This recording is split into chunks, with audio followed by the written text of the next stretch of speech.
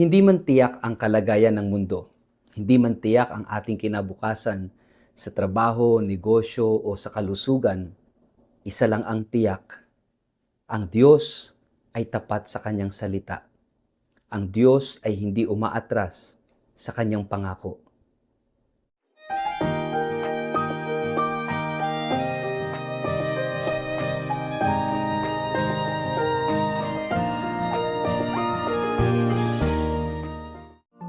Ang mabuting balita ng Panginoon ayon kay San Juan. Sinabi ni Jesus, "Ako ang tinapay ng buhay. Ang lumalapit sa akin ay hindi na magugutom kailanman, at ang sumasampalataya sa akin ay hindi na mauuhaw kailanman. Ngunit sinabi ko sa inyo, nakita na ninyo ako, ngunit hindi pa rin kayo sumasampalataya sa akin. Lalapit sa akin ang lahat ng ibinigay sa akin ng Ama, at hinding-hindi ko itataboy kailanman ang sinumang lumalapit sa akin. Ako'y bumaba mula sa langit, hindi upang gawin ang sarili kong kalooban, kundi ang kalooban niya na nagsugo sa akin.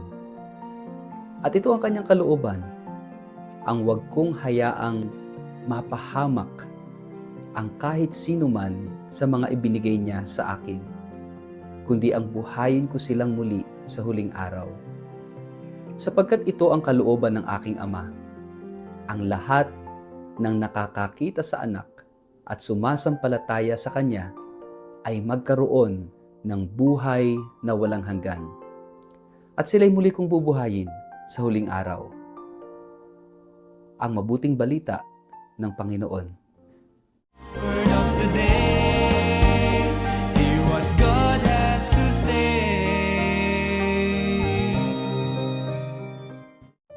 Mapagpalang araw po sa inyong lahat. Kumusta po kayo?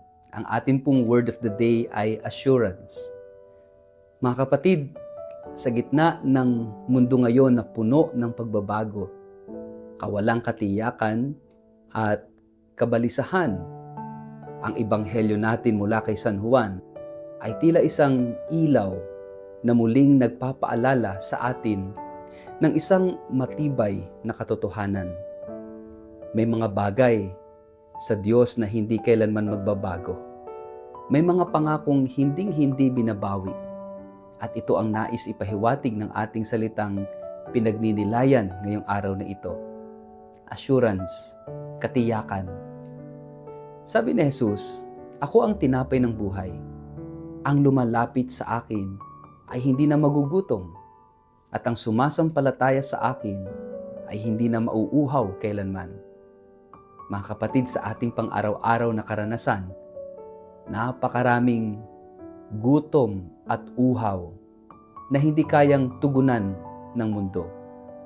Gutom sa pagmamahal, gutom sa pagtanggap, uhaw sa kapayapaan, uhaw sa layunin at direksyon.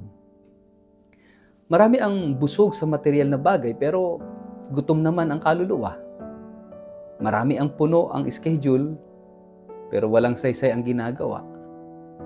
Sa gitna ng lahat ng ito, si Jesus ay nag-aalok ng isang pagkaing hindi lang para sa tiyan, kundi para sa kaluluwa, ang kanyang sarili. Ito ang tiyak niyang handog. Buhay na hindi natitinag, pag-ibig na hindi natatapos. Ayon kay Jesus, ang lumalapit sa akin ay hindi ko itataboy kailanman. Napakatamis pakinggan, lalo na para sa mga taong nasaktan, nawala, o nagkamali.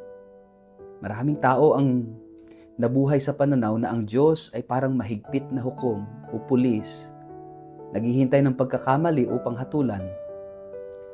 Ngunit ang mukha ng Diyos, ayon kay Jesus, ay Ama na palaging handang tumanggap.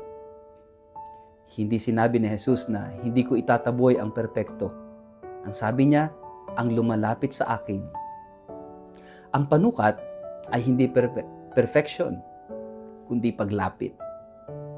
Kaya kung sino ka man, makasalanan, sugatan, nawawala, kung lalapit ka, ikaw ay tatanggapin. Tiyak ito.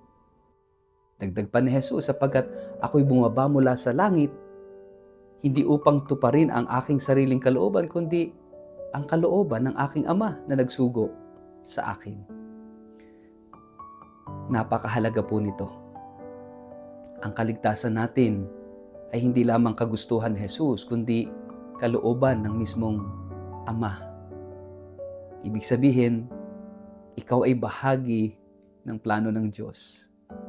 Ang buhay mo, ang pangarap mo, ang pagliligtas sa iyo, lahat ng ito ay hindi aksidente. Ito'y tiyak. Hindi ka ipinanganak para lang magdusa. Hindi ka nilikha para lamang mawala. Ikaw ay nilikha upang mahalin, iligtas at dalahin sa buhay na walang hanggan. Ang huling linya ng Ebanghelyo ay isa sa pinakamatibay na pangako ni Kristo. At muli ko silang bubuhayin sa huling araw. Napakaraming tao ang takot sa kamatayan. Takot mawala. Takot mawala sa mahal sa buhay. Takot mawalan ng kinabukasan. Ngunit para sa mga sumasampalataya, ang kamatayan ay hindi wakas. Ito'y tulay patungo sa tiyak na pag-asa. Tiyak ang muling pagkabuhay. Tiyak ang buhay na walang hanggan. Tiyak ang pagkikitang muli. Tiyak ang kaligayahang walang hanggan sa piling ng Diyos. Kaya't kahit umiiyak tayo ngayon, kahit may pinagdaraanan, kahit tayo ay nanghihina, may isang bagay tayong pinanghahawakan. Hindi tayo naglilingkod sa Diyos ng baka sakali, kundi sa Diyos ng katiyakan. Ngayong araw, inaanyayahan tayo ng Panginoon na iwaksi ang espiritu ng pagdududa, pag-aalinlangan at yakapin ang katotohanan tayo ay tiyak na minamahal, pinatatawad, tinatanggap at inililigtas. Kung tayo'y lalapit, kung tayo'y mananampalataya, kung tayo'y magtitiwala, tiyak ang biyaya, tiyak ang buhay, tiyak ang bukas. Hindi man tiyak ang kalagayan ng mundo, hindi man tiyak ang ating kinabukasan sa trabaho, negosyo o sa ating kalusugan, isa lang ang tiyak. Ang Diyos ay tapat sa kanyang salita. Ang Diyos ay hindi umaatras sa kanyang mga pangako. At dahil dito tayo ay makapamumuhay ng may kapanatagan, may pag-asa at may lakas ng loob.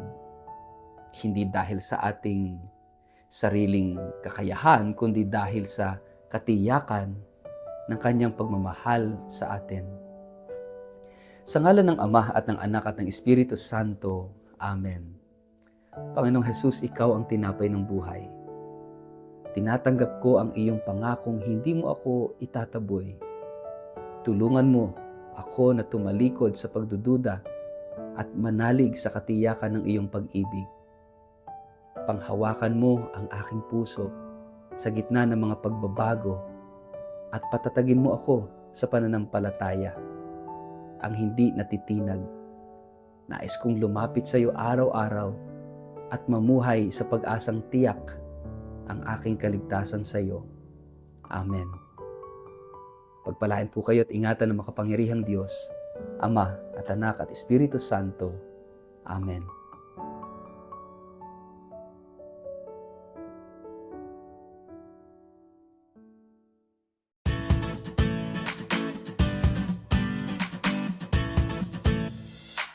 Mga minamahal kong kapatid sa pananampalataya, inaanyayahan ko po kayo sa isang biyayang paglalakbay ng pananampalataya, isang pilgrimage sa Eastern Europe na gaganapin mula October 4 hanggang October 21 sa taong ito, na sasaklaw sa 8 kahangahangang bansa, sa Switzerland, Liechtenstein, Germany, Austria, Czech Republic, Slovakia, Hungary at Poland. Ang tampok ng banal na paglalakbay na ito ay ang ating debosyon sa Divine Mercy o Banal na Awa, isang tema na napapanahon sa atin ngayon sa panahon ng pagsubok at pananabik sa pag-asa. Gaya ng sinabi ng ating yumaong Santo Papa Francisco, "The mercy of God is the sure source of our hope." At sa ating paglalakbay, bibisitahin po natin ang mga sagradong lugar kung saan sumibol at lumaganap ang mensahe ng awa ng Diyos. Bibigyan din natin ang Poland, ang bansang sinilangan ni Saint Faustina Kowalska at Saint John Paul II, mga tagapagdala ng mensahe ng banal na awa sa buong mundo. Ito hindi lamang isang biyaheng panlabas, kundi higit sa lahat, isang panloob na paglakbay ng puso. Isang pagkakataong mapalalim ang ating pananampalataya. Maranasan ang kagandahan ng simbahang Katolika sa Europa at muling pag-alabin ang ating pag-asa.